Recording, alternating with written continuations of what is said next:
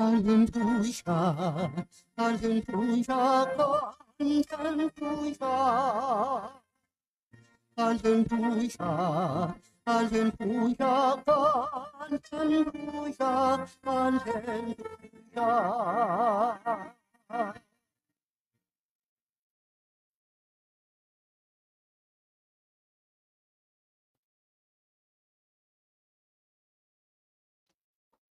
The Lord be with you. and with your spirit. A reading from the Holy Gospel according to John. Glory to you, O Lord. In the beginning was the Word, and the Word was with God, and the Word was God. He was in the beginning with God. All things came to be through him, and without him nothing came to be. What came to be through him was life, and this life was the light of the human race. The light shines in the darkness, and the darkness has not overcome it. A man named John was sent from God. He came for testimony to testify to the light, so that all might believe through him. He was not the light, but came to testify to the light. The true light which enlightens everyone was coming into the world. He was in the world, and the world came to be through him, but the world did not know him. He came to what was his own, but his own people did not accept him.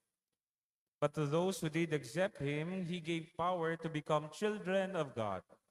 To those who believe in his name, who were born not by natural generation, nor by human choice, nor by a man's decision, but of God. And the Word became flesh, and made his dwelling among us.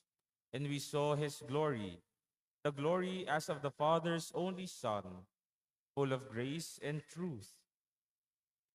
John testified to him and cried out, saying, "This was he of whom I said, 'The one who is coming after me ranks ahead of me, because he existed before me.'" From his fullness we have all received grace in place of grace. Because while the law was given through Moses, grace and truth came through Jesus Christ. No one has ever seen God. The only Son, God, who is at the Father's side, has revealed him.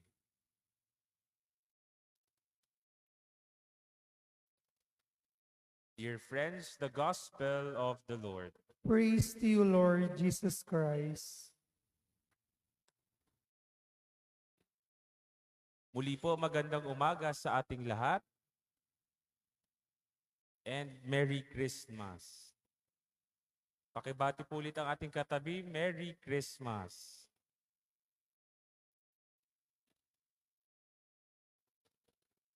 Ngayong araw po, nagpapasalamat tayo sa Diyos dahil sa Pasko. Dahil Pasko na naman. At salamat din sa Diyos dahil tayo ay nakaisa na namang Pasko ngayong taon. Buhay pa. May buhay pa. Kahapon ho, bago magsimula ang mga misa sa bisperas ng Pasko at ang misa sa hating gabi, nagtanghal ho ang ating mga kabataan ng ating Parish Youth Ministry ng kanilang napakagandang panunuluyan. Sa aming pong pagtitipon o pagmi-meeting, aming napagpasyahan sa tulong at gabay ni Father Hans ng ipangalan o gawing titulo ng aming panunuluyan ay kenosis. Ang kenosis ho ay isang salitang Griego nang ibig sabihin ay self-emptying. Usually, ito ay tumuturo kay Kristo sa kanyang pagbubuhos, pagbibigay ng sarili, pag-uubos ng sarili sa kanyang pagkakatawang tao. Sabi ho sa sulat ni San Pablo, bagaman si Jesus ay nasaan yung Diyos, hindi niya itinuring na kailangan panghawakan niya ang pagiging kapantay sa Diyos. Pagkus ginawa niyang walang kabuluhan ang kanyang sarili at tinanggap niya ang anyo ng isang alipin. Alipin katulad ng tao. Ito ho ang kenosis. Ito ho ang pag-uubos ng sarili ni Kristo. Sa lahat ho ng dakilang hiwaga ng ating pananampalataya, wala na ho sigurong hihigit sa mismong realidad ng pagkakatawang tao ng ating Diyos, ng ating Panginoon.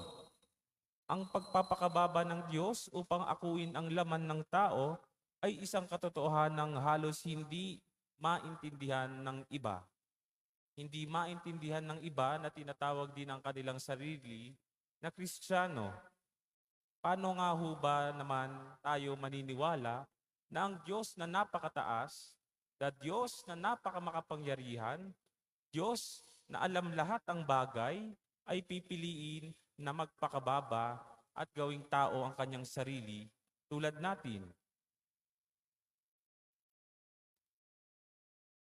At hindi lang ho iyon, hinigitan niya pa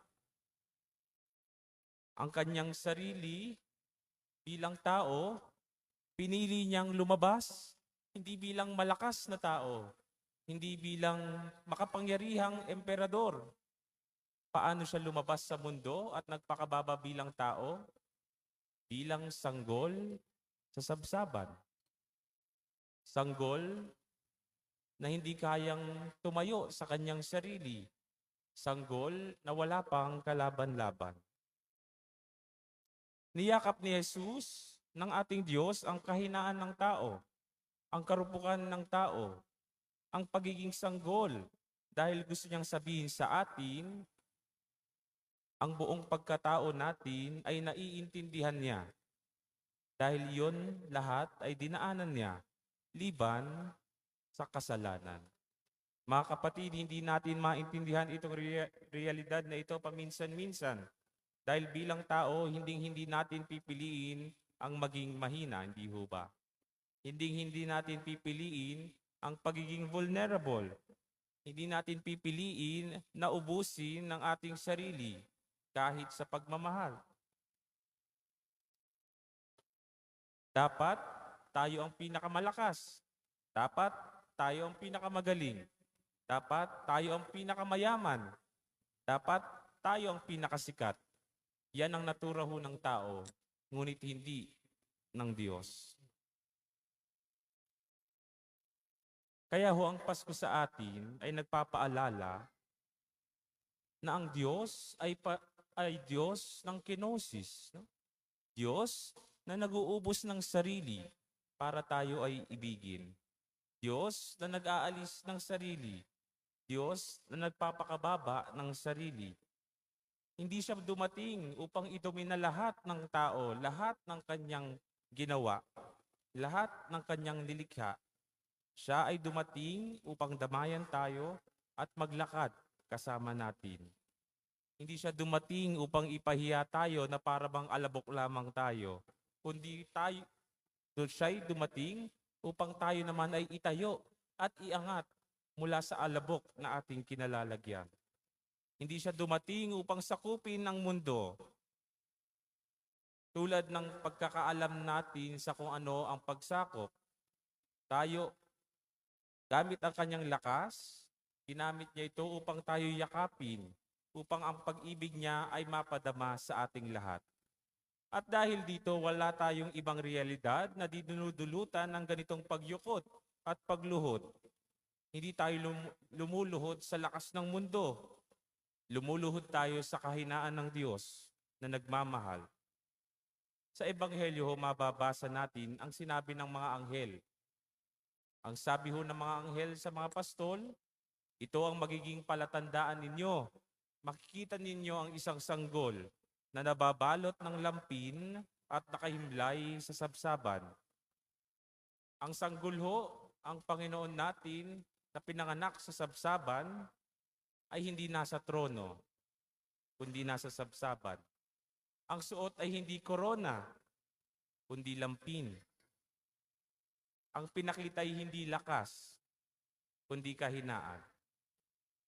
At hindi pagmamataas, kundi pagpapakababa.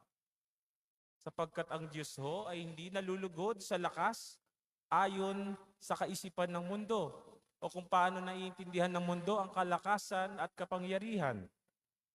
Nalulugod po ang Diyos sa pag-ibig ng marunong magpakababa tulad niya. Mga kapatid, ngayong Pasko, pakinggan ho natin ang Diyos. Yakapin natin ang kenosis na tinuturo ng Diyos, na pinapakitang halimbawa ng Diyos. At matuto tayong maghubad ng sarili, mag-ubos ng sarili. Hindi para maliitin tayo, kundi para matuto tayong magmahal ng wagas tulad ng Diyos na nasa sabsaban. Sapagkat ang Diyos na sanggol sa sabsaban ay Diyos na nagpapakita ng kanyang lakas sa pamamagitan ng walang hanggang pag-ibig. Mga kapatid, ngayong araw, idalangin natin na tulad ng sanggol na si Jesus, tayo din ay matuto na di kumapit sa kapangyarihan ng mundo. Bagkus, lumapit sa pagmamahal ng Diyos na inubos ang kanyang sarili upang tayo ay maiangat at matubos sa ating pagkakabagsak at mga kahinaan. Amen.